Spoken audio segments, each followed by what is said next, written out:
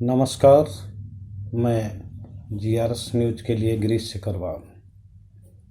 आज इस वीडियो में हम बात करेंगे, हालांकि जिस पर हम चर्चा करने जा रहे हैं वह खबर निश्चित तौर पर दुखद है और मर्मांतक है।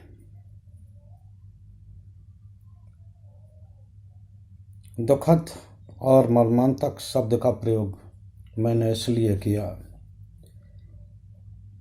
कि इसके लिए अगर कोई दोषी है तो वहाँ का स्थानीय प्रशासन है और सरकार। गुजरात के मोरबी में कल छठ पूजा के अवसर पर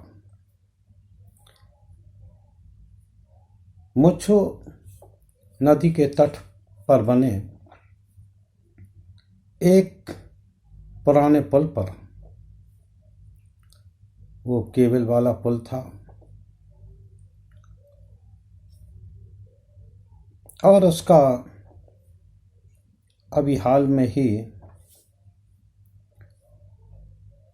मरम्मत करा के 6 दिन पूर्व ही आवागमन के लिए खोला गया। कल जब छठ पूजा के अवसर पर उस पुल पे करीब 500 लोगों की भीड़ जमा हो गई। त्योहार और पर्व का अवसर था। न तो स्थानीय प्रशासन ने उस पर कुछ करना आवश्यक समझा, न ही कोई ऐसी व्यवस्थाएं जुटाई जिसके के कारण पुल पे भीड़ जमा न हो। उस पुल की क्षमता जो थी मात्र 100 लोगों की, लेकिन सवाल ये उठता है कि उस पुल पे 500 लोग आए तो आए कैसे। वो पुल गिरा और नदी में पुल गिरने के कारण करीब उसमें 141 जिंदगियां दफन हो गई। सरकार ने हालांकि अभियान चलाया, लेकिन वही कहावत हुई, पर उपदेश कुशल बहुतेरे और का वर्षा जब कृषि सुखानी। वो तब चलाया गया। स्थानीय लोगों ने हालांकि काफ़ी मदद की और उस मदद के फलस्वरूप ही करीब 177 लोगों को बचा लिया गया। अभी भी कई लोग लापता हैं, न तो उनकी लाश रिकवर हुई है और न ही उनका कोई सुराग लग पाया। निश्चित तौर पर यह दुर्घटना गुजरात में जो घटी है मर्माहत करने वाली है। चुनाव का माहौल है, निश्चित तौर पर इस पर राजनीति होगी। वैसे मैं लाशों पर राजनीति करने का पक्षधर नहीं और न ही किसी राजनीतिक दल को या किसी को ऐसे माहौल में या लाशों पर राजनीति करने की जरूरत है। लेकिन राजनीति तो राजनीति होती है, वो दुख सुख या भला बुरा नहीं पहचानती। उसे तो मतलब केवल इस बात से मतलब रहता है कि किस तरह हम सामने वाले को नीचे गिरा के सत्ता हासिल करें, ज़्यादा से ज़्यादा वोट कबाड़े जा सकें।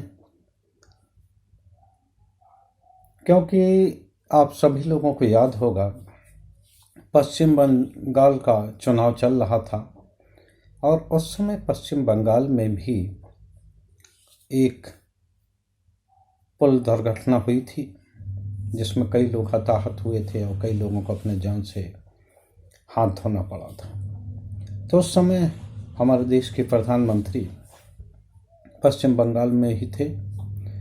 तो उन्होंने उस दुर्घटना के लिए न सिर्फ ममता सरकार को घेरा था बल्कि उसे ईश्वर का एक संकेत भी बताया था कि ईश्वर संकेत दे रहा है कि ममता दीदी बंगाल को बर्बाद कर देंगी, लिहाजा उन्हें सत्ता छोड़ देनी चाहिए।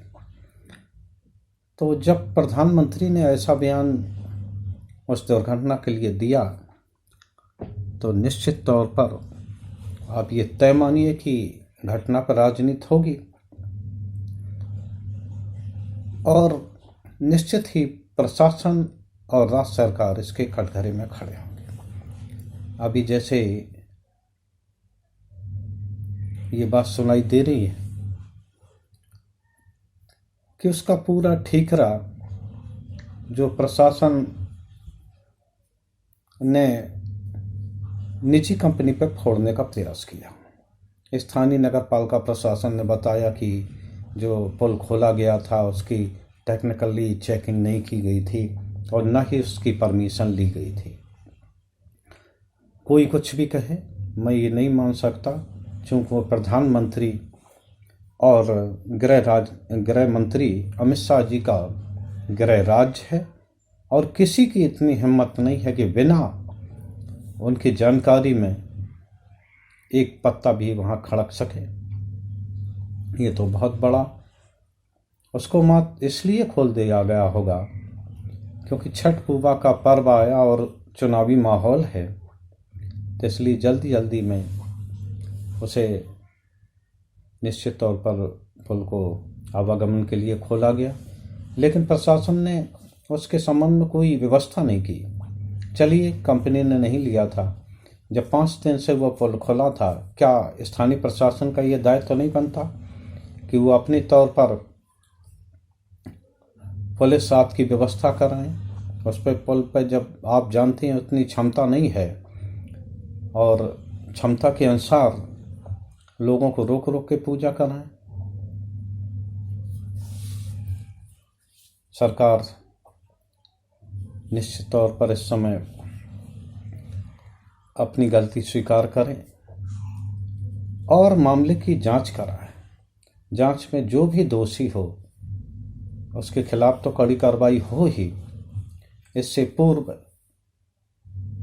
जो घायल परिवार हैं, जिन लोगों के अपने घायल अवस्था में हुए हैं, केवल उनको मुआवजा से न टरकाया जाए बल्कि उनका अच्छे से अच्छे इलाज कराया जाए।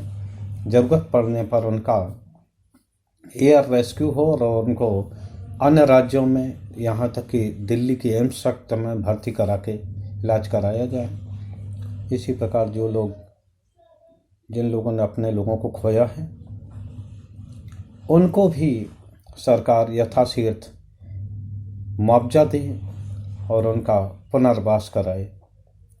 आज इस दुख की घड़ी में जीआरएस न्यूज भी पीड़ित पक्ष के प्रति संवेदनशील है और भगवान से ये प्रार्थना है कि उनके परिजनों को इतनी शक्ति दे ताकि वो असहनीय दर्द को सह सकें। जय हिंद।